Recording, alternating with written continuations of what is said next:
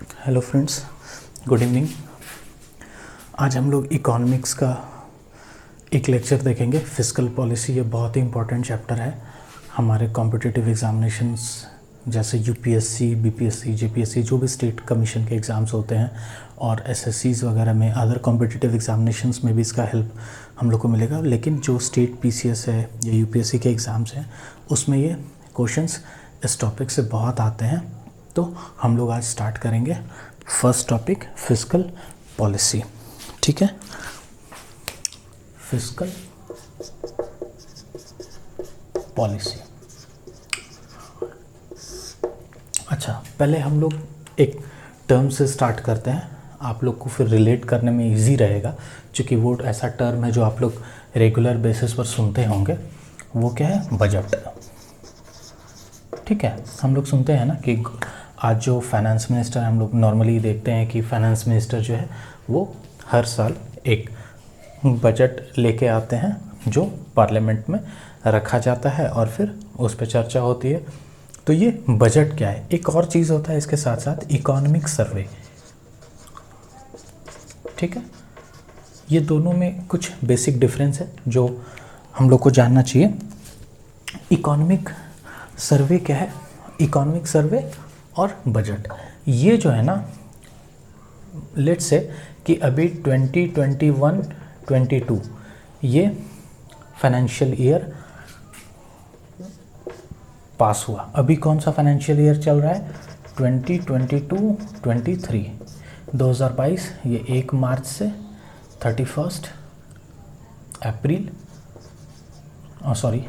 1 अप्रैल से 31 मार्च ये financial year होता है मतलब हमारे यहाँ। तो वो अभी जो फाइनेंशियल ईयर चल रहा है 22-23 ये चल रहा है। और ये इकोनॉमिक सर्वे क्या है ना, लास्ट जो फाइनेंशियल ईयर हमारा बीता उसमें हमारा क्या स्टेटस रहा हमारी इकॉनमी का, उसके बारे में जो लेखा जोखा होता है वो किस में होता है? इकोनॉमिक सर्वे में। ये गवर्नमेंट हर साल रिलीज़ करती है कि हमने फलाने चीज़ में इतना अचीवमेंट किया।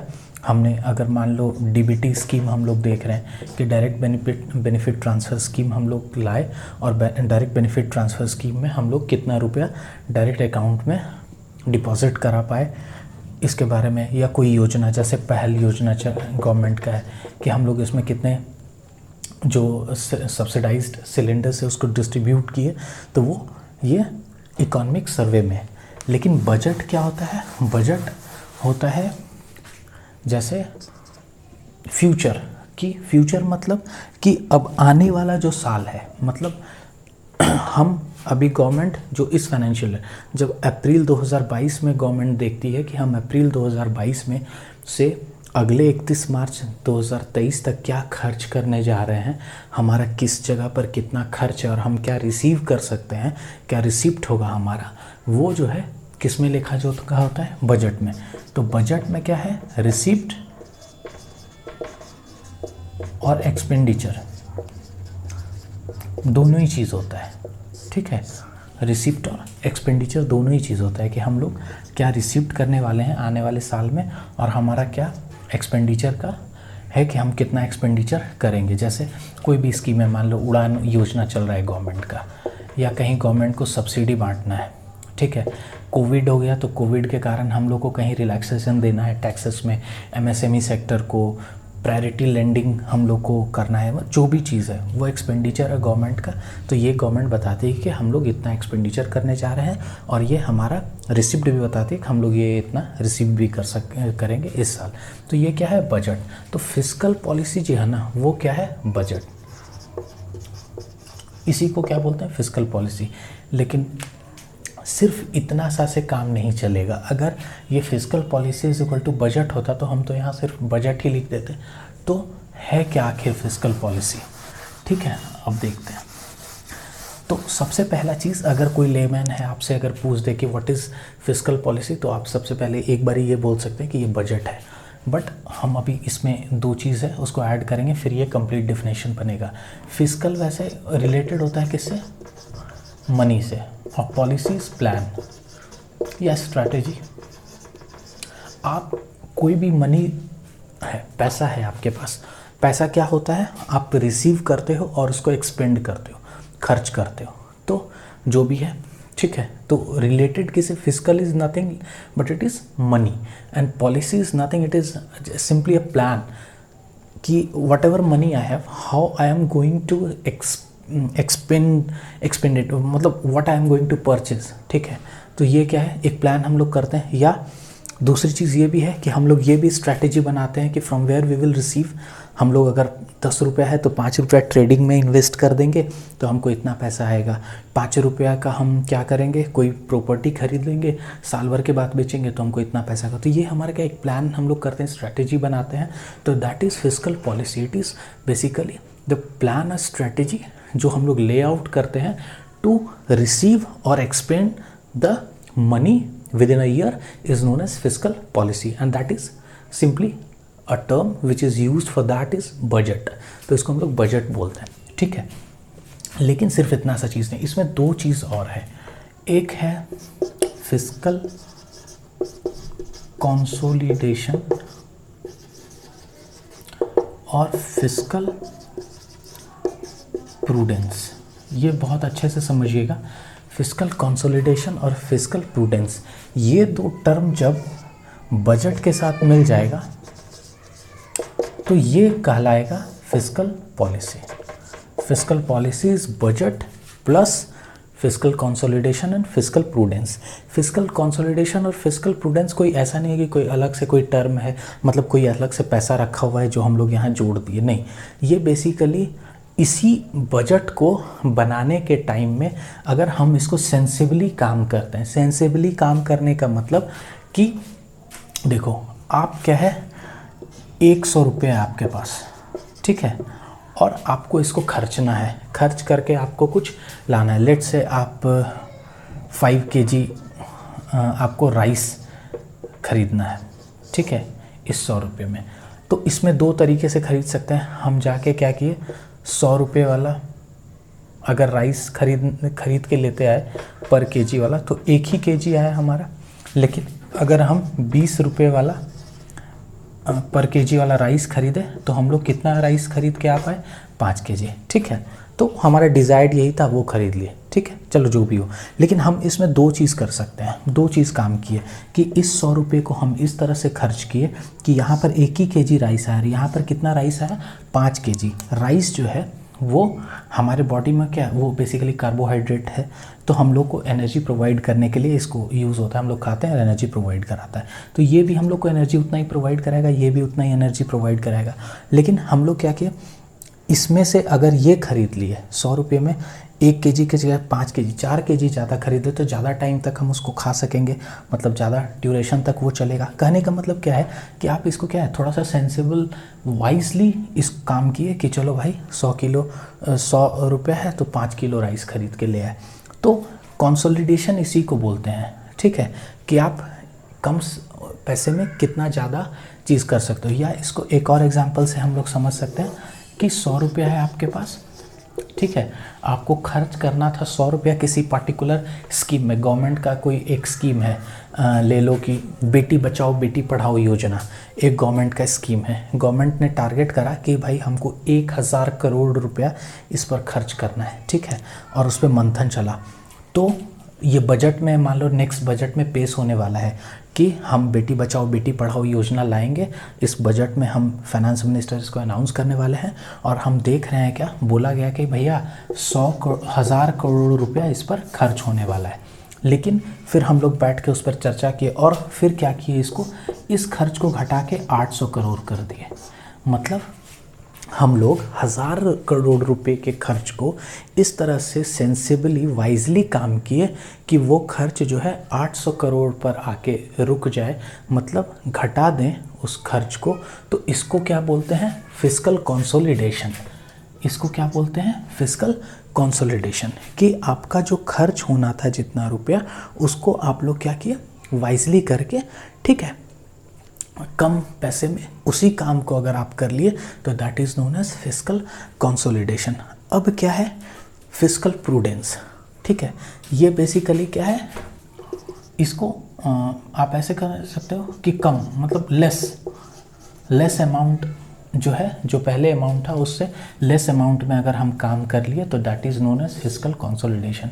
अब क्या है फिस्कल प्रूडेंस, कि अब ये 800 करोड़ रुपए है, ठीक है। अब इस 800 करोड़ को आप कैसे खर्च करोगे?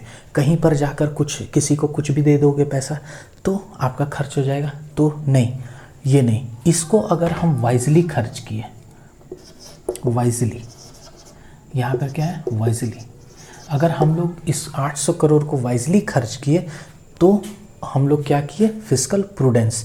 तो जब बजट में हम लोग फिस्कल कंसोलिडेशन और फिस्कल प्रूडेंस को लगाते हैं, मतलब दोनों को सोच के कम रुपए में और वाइजली खर्च करते हैं बजट को, या बजट बनाते हैं, या कोई भी ऐसा गवर्नमेंट जो स्कीम बनाती है या कुछ भी प्लान करती है, लेआउट करती है, जहाँ पर कि पैसे का काम हो और वो पैसा जो पहले लग रहा था उससे कम में ज़्यादा बेहतर तरीके से अगर उस पैसे में काम हो जाए तो that is known as fiscal policy, ठीक है। इसको क्या बोलते हैं fiscal. It is not just budget, it is more than budget, ठीक है। Fiscal policy is more than budget, ठीक है। It includes budget and fiscal consolidation and fiscal prudence. अब अभी एक मैं एग्जांपल बताऊंगा तो आपको ज़्यादा ये क्लियर होगा, ठीक है।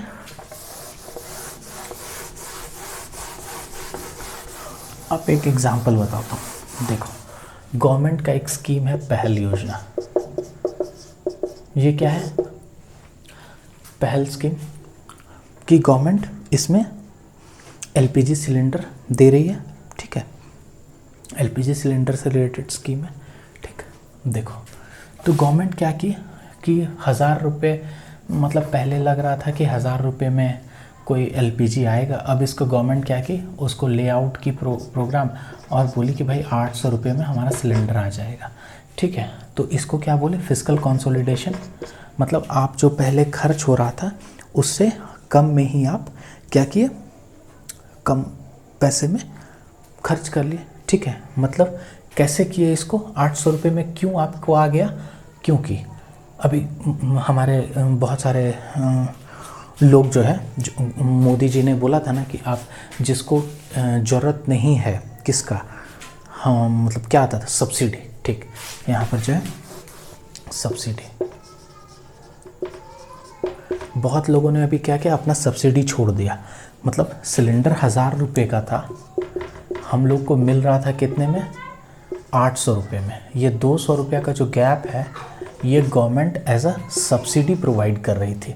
तो ये जो सब्सिडी मिल रहा था सारे लोगों को, हमारे देश के जितने भी लोग सिलेंडर यूज़ कर रहे थे, एलपीजी गैस यूज़ कर रहे थे सिलेंडर, उन सब को ये 200 रुपये का सब्सिडी मिल रहा था।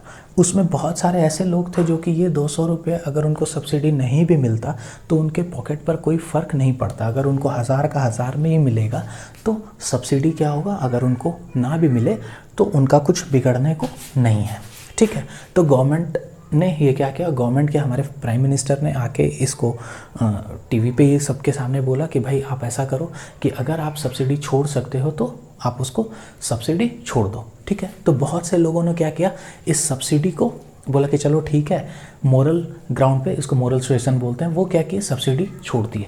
तो क्या होगा, यहाँ से अब जो सिलेंडर मिल रहा था, अब दो तरह के लोग हो गए।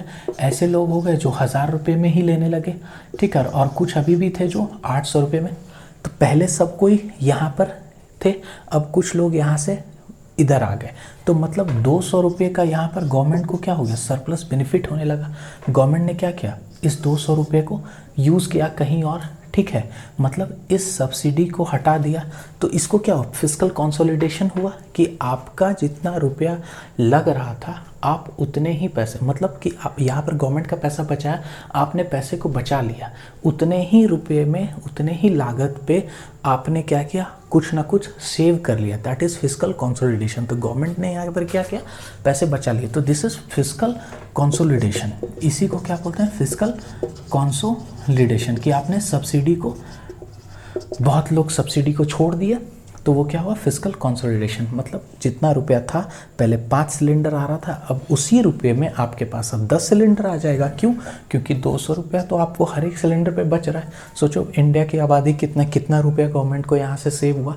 तो this is known as fiscal consolidation. उसके बाद क्या गवर्नमेंट ने, फिस्कल प्रूडेंस।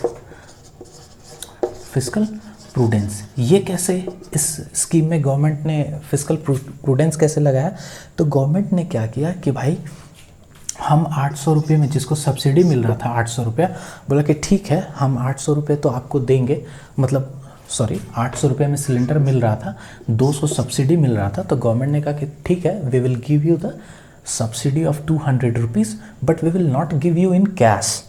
गवर्नमेंट ने कहा हम लोग आपको कैश में नहीं देंगे। क्यों, क्या होता था, गवर्नमेंट ने 200 रुपये का जो सब्सिडी दिया, मान लो आप 1000 रुपये पे करके एक बारी सिलेंडर ले रहे हो और आपको 200 रुपये वापस आना है, कैशबैक आना है एज अ सब्सिडी, ठीक है। तो वो क्या हुआ, बिचौलिए ले लेते थे।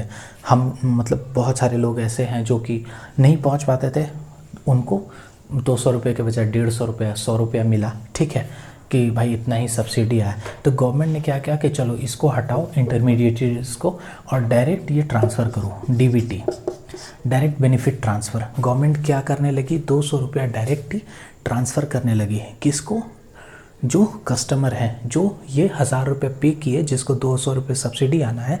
तो इंटरमीडिएटरीज ख़त्म हुए और करप्शन क्या हुआ, डिक्रीज़ हुआ। तो हम क्या किए, इसी पैसे को वाइजली यूज़ किए। गवर्नमेंट ने क्या करा, इसी 200 रुपये को वाइजली यूज़ करा।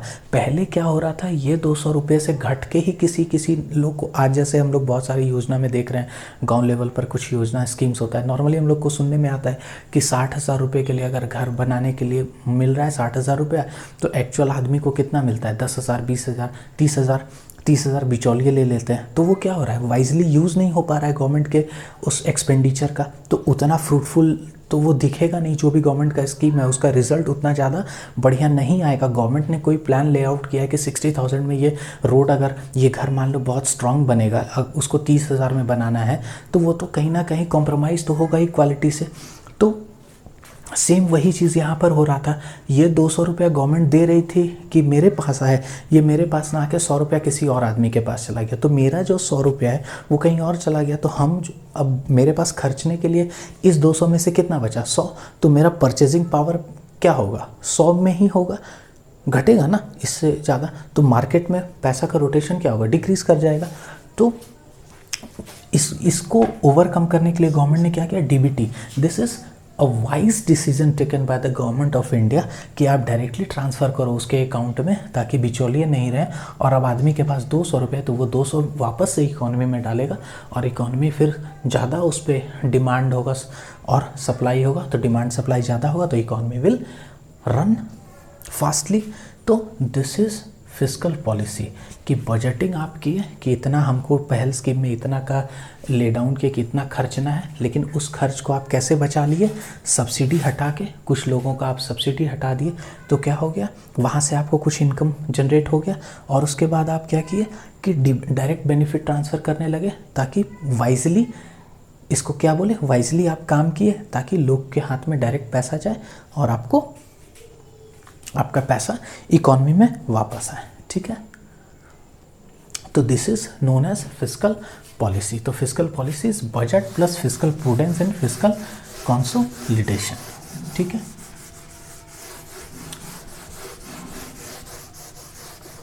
तो ये हमारा क्या था, फिस्कल पॉलिसी। अब हम लोग फिस्कल पॉलिसी के बाद ऑब्जेक्टिव पढ़ेंगे। इसका ऑब्जेक्टिव क्या है, ये क्वेश्चन आता है डायरेक्ट यूपीएससी में भी आता है, स्टेट पीसीएस में भी क्वेश्चन आता है।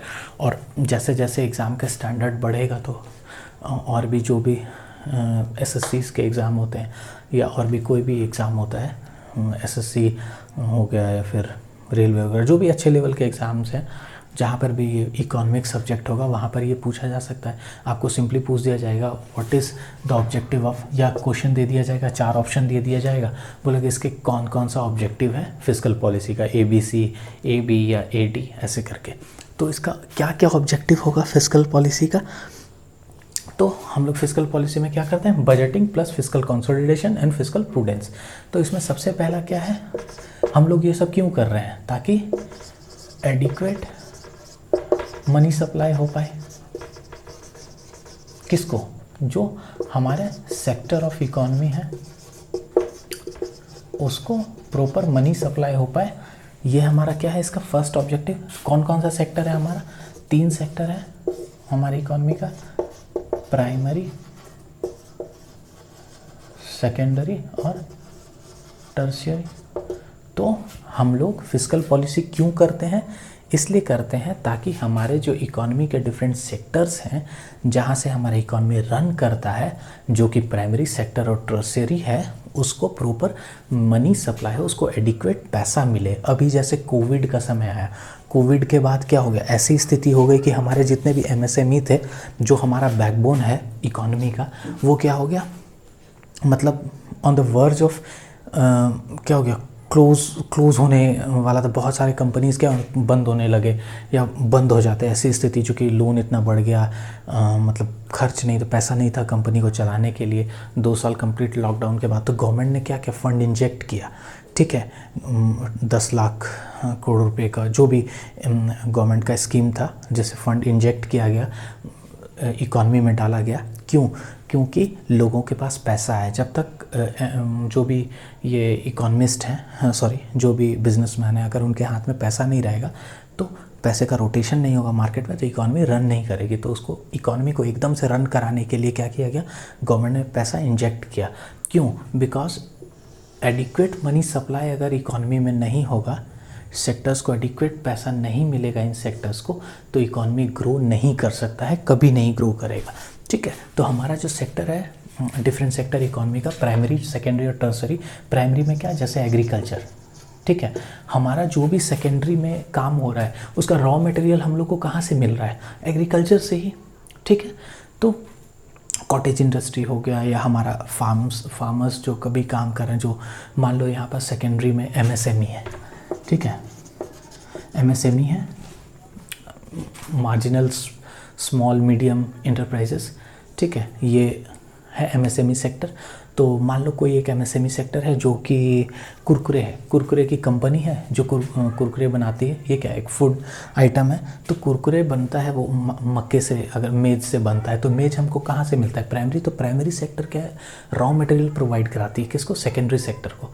और सेकेंडरी सेक्टर में जो एमएसएमई है वो उसको फिर प्रोसेसिंग करके, पैकेजिंग करके मार्केट में सप्लाई करते हैं। तो ये एक दूसरे पे सब इंटरलिंक्ड है। और टर्सरी क्या हो गया, सर्विस सेक्टर, बैंक्स है। बैंक्स क्या है, एक सर्विस प्रोवाइड करती है, सर्विस सेक्टर है। जो भी एमएसएमई एमएनसीज कंपनी हमारे, माइक्रोसॉफ्ट है, टीसीएस जैसे कंपनी, विप्रो है, ये सारी कंपनीज़ क्या है, ये सर्विस प्रोवाइड करती है। फ्लिपकार्ट है, वो क्या है, सर्विस प्रोवाइड कर रही है। तो that comes in tertiary sector.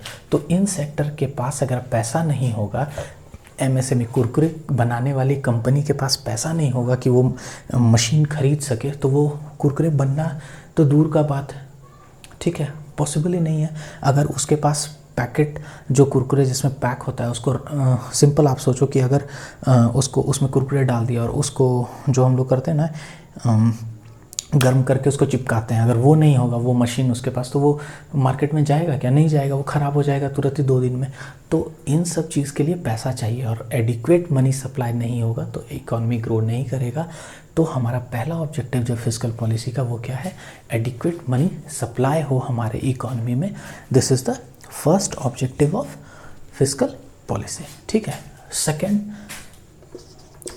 Adequate money supply होगा मतलब फार्मर्स के पास पैसा गया, क्रेडिट गया कि आप जो सीड्स, अभी जैसे ड्राउट का सिचुएशन आ गया, ड्राउट का सिचुएशन आया, तो फार्मर्स क्या, जो भी उनके पास बचा हुआ सीड था, मान लो उसको बो दिए वो लोग, और सूखा हो गया, ड्राउट हो गया, तो वो सीड्स तो उनका बर्बाद हो गया वापस से, तो उससे कुछ उपजा नहीं। अब उनके पास तो कुछ सीड्स नहीं है, तो सीड्स खरीदना है, खरीदने के लिए उनको क्या चाहिए, क्रेडिट, कहीं से पैसा। तो बैंक मान लो उसको लोन प्रोवाइड की, बैंक के पास पैसा होगा तो बैंक लोन प्रोवाइड करेगी।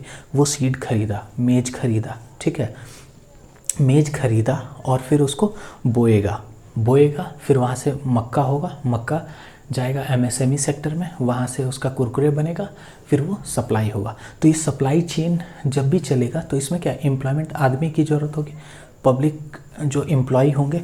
तो इसलिए जब भी एडिक्वेट मनी सप्लाई होगा तो क्या होगा, एम्प्लॉयमेंट जनरेशन।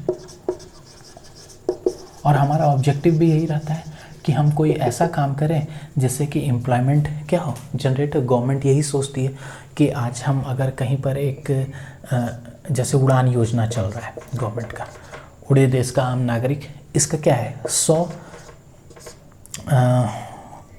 एयरपोर्ट्स बनाने हैं, गवर्नमेंट ने ये डिसाइड किया कि 100 एयरपोर्ट्स बनाने हैं उड़ान योजना के तहत इतना इतना पैसा लगा के। तो उसके पीछे कहीं ना कहीं गवर्नमेंट का क्या है, बहुत ज़्यादा चीज़ है कि हमको भी अर्न करना है और वहाँ जो लोकल लेवल पर जो लोग हैं उनको एम्प्लॉयमेंट जनरेशन हम कराएं। तो एम्प्लॉयमेंट जनरेशन एक बहुत बड़ा मुद्दा भी है हमारे कंट्री में और सब बहुत बड़ा इंपॉर्टेंट चीज़ भी। क्यों?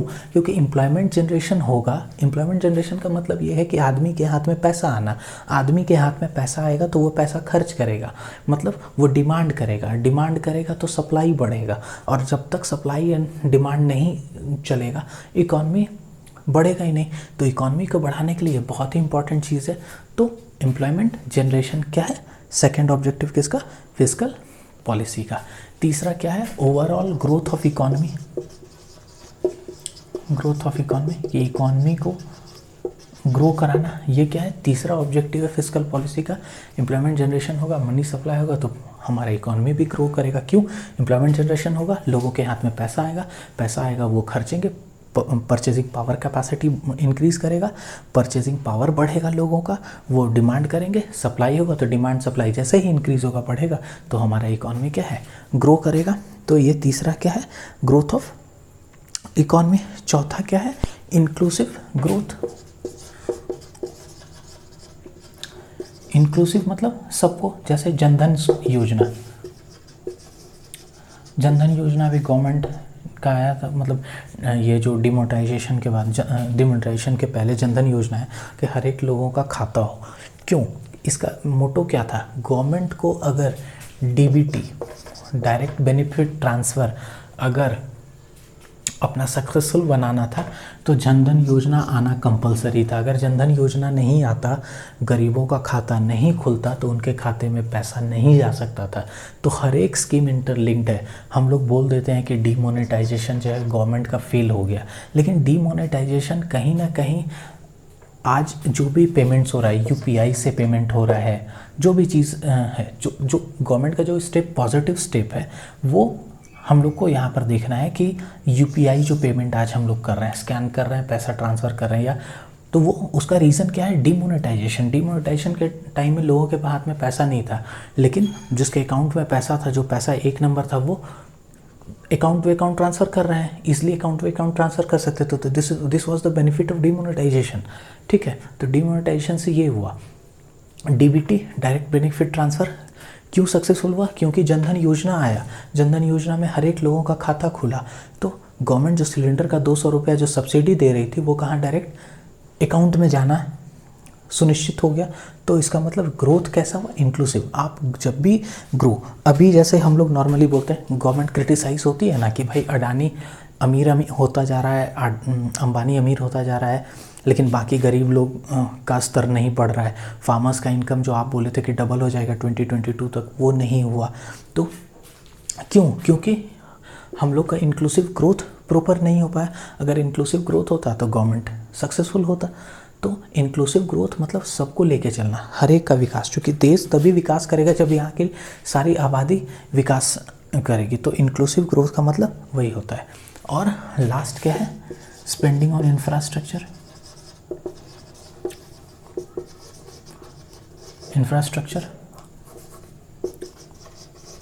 इंफ्रास्ट्रक्चर क्या है, मशीन्स।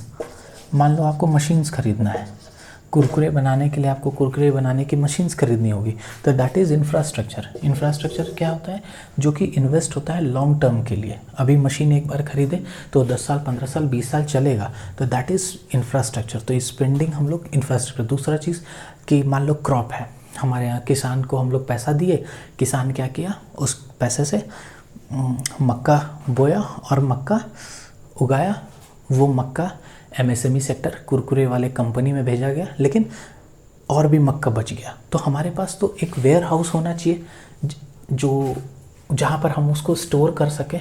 स्टोरिंग जो प्रोक्योर करते हैं, जो एफसीआई का काम होता है, फूड कॉरपोरेशन ऑफ इंडिया, ये क्या करती है, जो फूड्स है जो हम लोग प्रोक्योर करते हैं, जो एमएसपी हम लोग भी देते हैं, एमएसपी फार्मर्स को, मिनिमम सपोर्ट प्राइस, कि चलो भाई आप गेहूँ लगाओ, गेहूँ उगाओ और हम जो है आपसे गेहूं लेंगे, गवर्नमेंट कहती है कि इतने रेट पर, तो पहले ही बता दिया जाता है कि इतना तो रेट मिनिमम आपको हम देंगे, तो उससे किसान क्या होता है, खुश होता है और वो गेहूं को लगाता है। और गेहूं लगाने के बाद गेहूं हुआ, उसको हमको प्रोक्योर करना है। क्यों प्रोक्योर करना है? क्योंकि फेमिन ऐसा कंडीशन हमारा देश देख चुका है, ठीक है। हमारे यहाँ ग्लोबल क्राइसिस हुआ, हमारे यहाँ जो फाइनेंशियल क्राइसिस हुआ, तब भी हम देखे कि हमारे यहाँ अपना अनाज नहीं था, तो उसको ओवरकम करने के लिए गवर्नमेंट ने क्या किया, प्रोक्योर करना स्टार्ट किया। और एमएसपी का कंसेप्ट वहीं से है। तो वो कब प्रोक्योर कर सकेंगे? जब आपके पास इंफ्रास्ट्रक्चर होगा।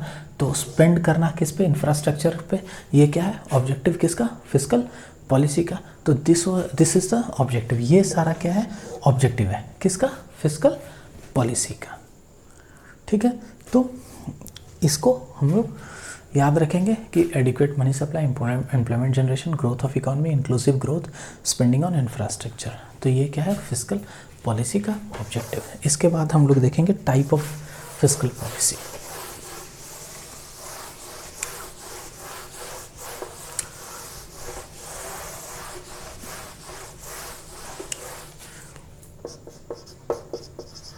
Types of fiscal policy.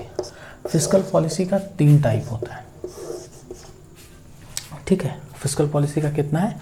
3 type है। एक होता है न्यूट्रल फिस्कल पॉलिसी, एक होता है कॉन्ट्रैक्शनरी,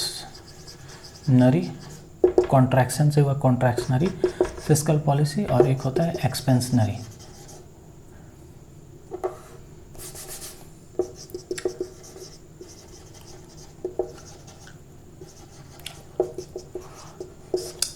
एक्सपेंस से हुआ एक्सपेंशनरी, या एक्सपैंड, दोनों ही एक ही चीज़ है। एक्सपेंड कर खर्च करेंगे तो एक्सपैंड करेगा, तो एक्सपैंड से हुआ एक्सपेंशनरी। कॉन्ट्रैक्शनरी, कॉन्ट्रैक्शन से बना कॉन्ट्रैक्शनरी। और न्यूट्रल तो न्यूट्रल ही है, ठीक है। क्या है ये तीनों? देखो फिस्कल पॉलिसी क्या है, फिर से वहीं पर बजट है, बजट से कुछ ज़्यादा है। क्या ज़्यादा है? Fiscal consolidation, fiscal prudence. Fiscal consolidation क्या? आप 100 रुपये का काम 80 में कराएं, दैट इज़ फिस्कल कंसोलिडेशन। और उस 80 रुपये को वाइजली अच्छे जगह पर खर्च करें, दैट इज़ फिस्कल प्रूडेंस, ठीक है। तो फिस्कल पॉलिसी, बजट में क्या रहता है? रिसीप्ट और एक्सपेंडिचर, ठीक है। तो इसका टाइप जो है, ये 3 टाइप, वो रिसिप्ट और एक्सपेंडिचर पे ही बेस्ड है। अगर आपका रिसिप्ट इज इक्वल टू हो जाए एक्सपेंडिचर, गवर्नमेंट जितना रिसीव कर रही है और उतना ही क्या कर रही है? खर्च कर रही है। गवर्नमेंट रिसीव कहाँ से करती है? इनकम टैक्स, जीएसटी आता है, बहुत सारा टाइप का टैक्सेस है। गवर्नमेंट स्टेट को लोन देती है। स्टेट को गवर्नमेंट 2 तरीके से पैसा देती है, गवर्नमेंट ऑफ इंडिया, एक तो लोन और एक ग्रांट। ग्रांट में पैसा वापस नहीं आता है, ठीक है, लेकिन लोन देती है तो वहाँ से उसको क्या होता है? इंटरेस्ट जनरेट होता है।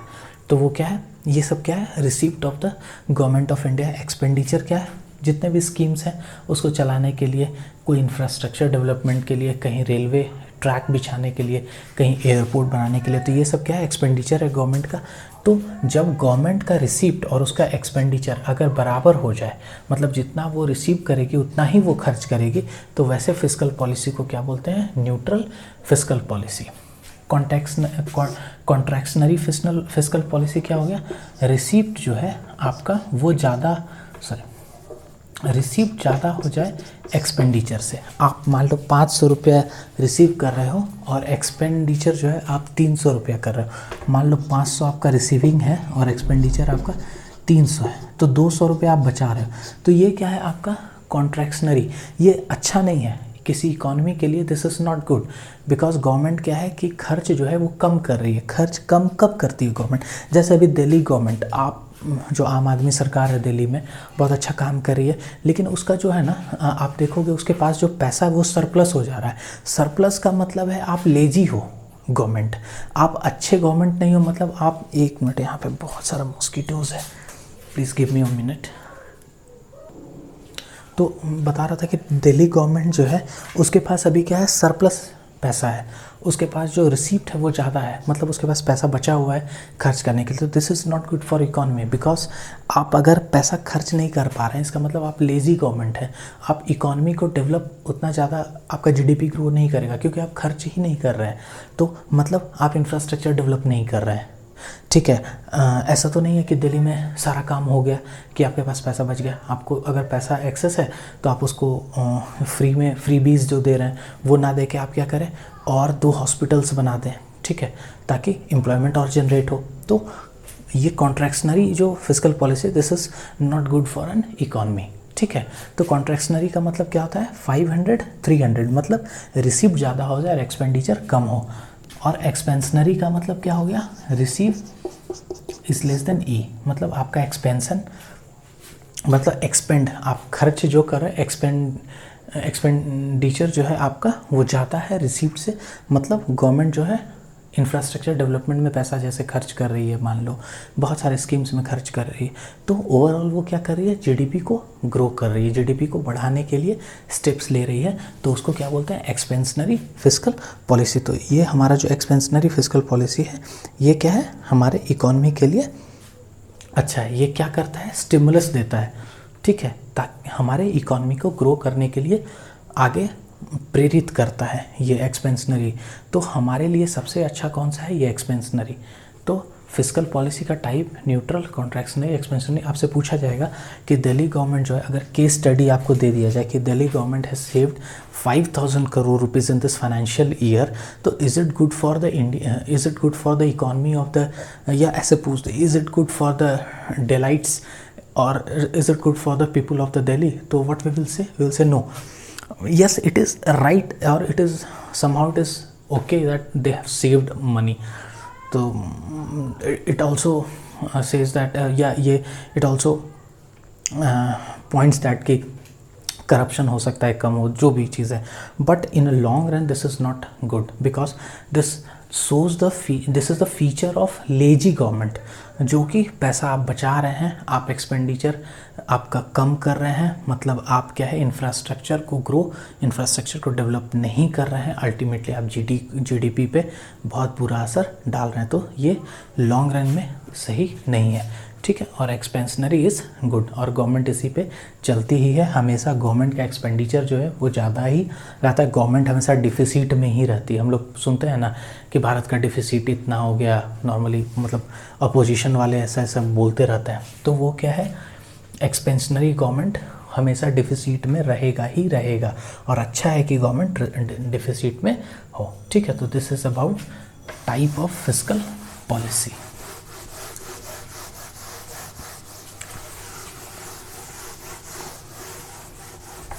ठीक है, इसके बाद अब हम लोग प्रेजेंटेशन ऑफ बजट देखते हैं। ठीक है,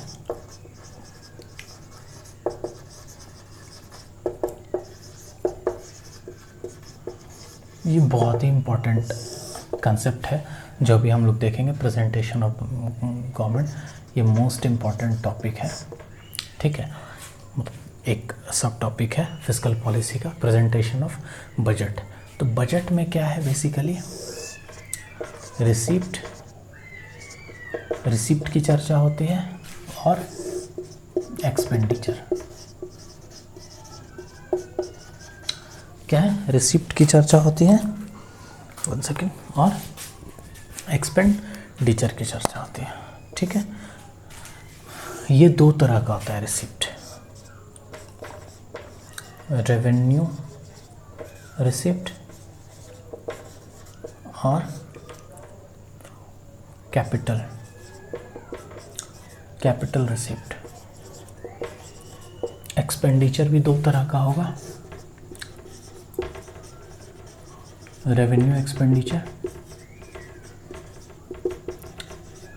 और कैपिटल एक्सपेंडिचर। ठीक है, रेवेन्यू रिसिप्ट, एक बार इसको बना लो, receipt, revenue receipt, capital receipt, expenditure, revenue expenditure, capital expenditure. ठीक है, रिसिप्ट मतलब तो समझ में आ रहा है, गवर्नमेंट जो इनकम जनरेट कर रही है, एक्सपेंडिचर जो खर्च कर रही है। अब ये रेवेन्यू और कैपिटल, ये दो टर्म है जो दोनों ही उधर भी लगा हुआ है इधर भी। अभी इसको समझते हैं, एक बार 2 मिनट इसको बना लो फटाक से।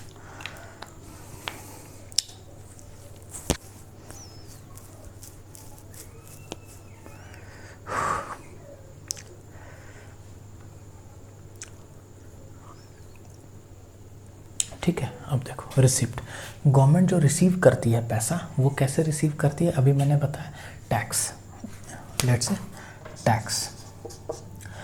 और गवर्नमेंट लोन भी तो लेती है, हम लोग फॉरेन से लोन भी लेते हैं। ठीक है, मतलब आप खुद समझ लो कि मान लो आप गवर्नमेंट हो, आप टैक्स लिए, मतलब गवर्नमेंट जैसे टैक्स लेती है, तो ये क्या हुआ, मेरा लेट से हमारा इनकम टैक्स है, तो हमारा जो इनकम टैक्स कटता है, ठीक है, एक सर्टेन लेवल के बाद, एक सर्टेन स्लैब के बाद, वो इनकम टैक्स क्या है हमारा, गवर्नमेंट के पास चला जाता है।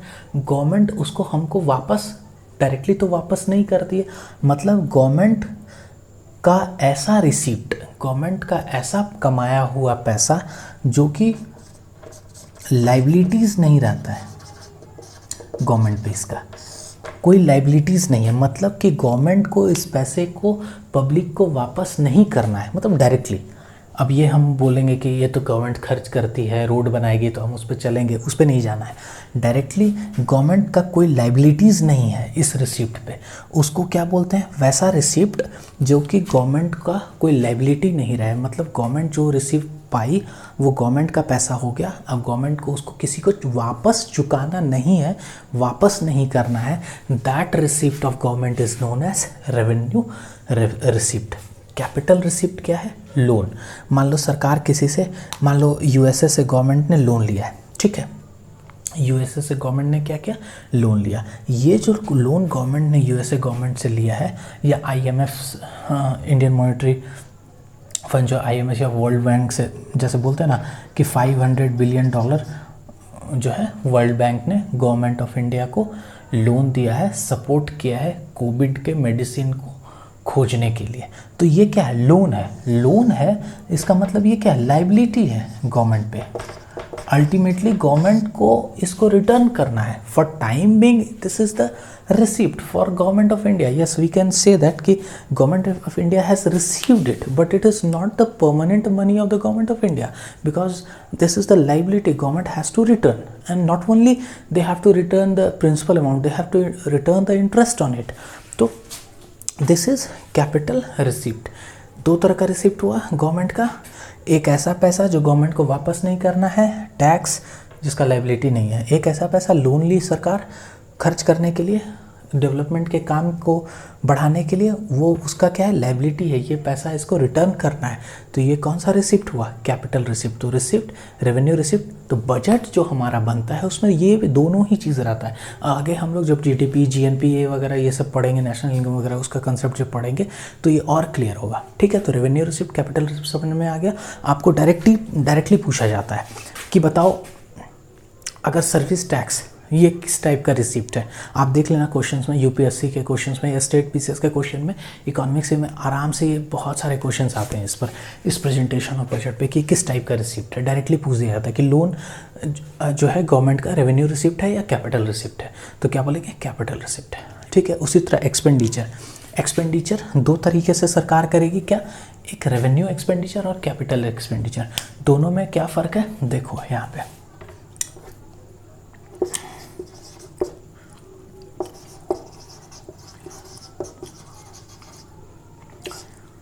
ठीक है, गवर्नमेंट ने क्या किया, एक्सपेंडिचर मतलब खर्च। भारत सरकार ने के पास 1000 रुपया था, उसको खर्च करना था, तो खर्च किया। 500 में एक जेट खरीदा और 500 रुपये में एक एरोप्लेन खरीदा। ये जो जेट खरीदा 500 रुपये में, ये मान लो आर्मी पर्सनल के लिए खरीदा कि हमारा डिफेंस सिस्टम जो है स्ट्रांग हो, हमारे डिफेंस पर्सनल के पास, जो हमारे एयरफोर्स हैं उनके पास हम जेट प्रोवाइड करेंगे, तो कहीं पर अगर लड़ाई होगी तो फटाक से हम लोग पहुंचेंगे उससे और जो एनिमी है उसको मार गिराएंगे। तो उसके लिए हम लोग जेट परचेज़ किए।